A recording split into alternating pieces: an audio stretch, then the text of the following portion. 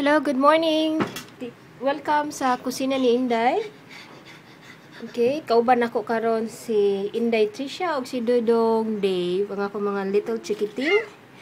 So karon ang atong lutuon kay we're going to bake what, Trisha? Pizza.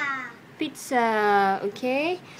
So ang atong ingredients ani kay 2 cups of flour, 1 cup bread flour, kaning usa all-purpose flour, kaning usa 1 cup of bread flour. Okay? Bar. Unya, 1/4 cup nga olive oil,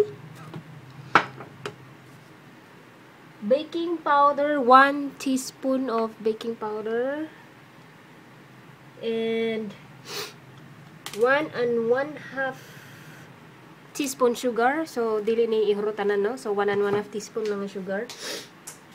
And 1 teaspoon salt.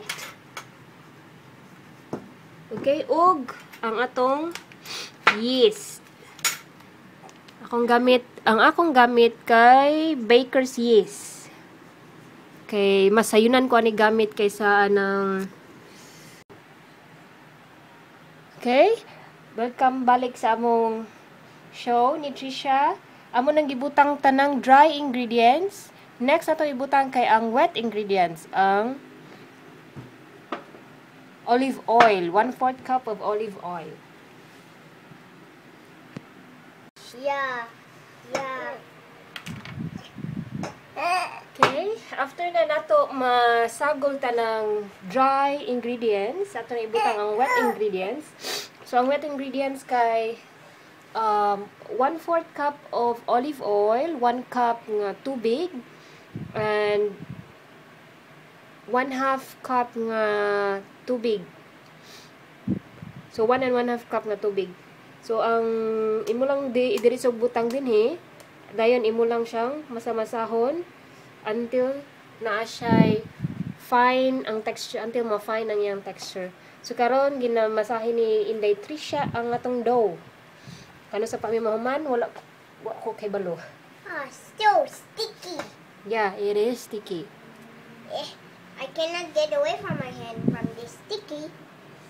Okay, you combine everything. Yeah. So after ani, kung ma-achieve na ninyo ang fine consistency niya, ato ni siyang patubuon for 2 hours. No? Then balik ta ang saon na to pag sa next step.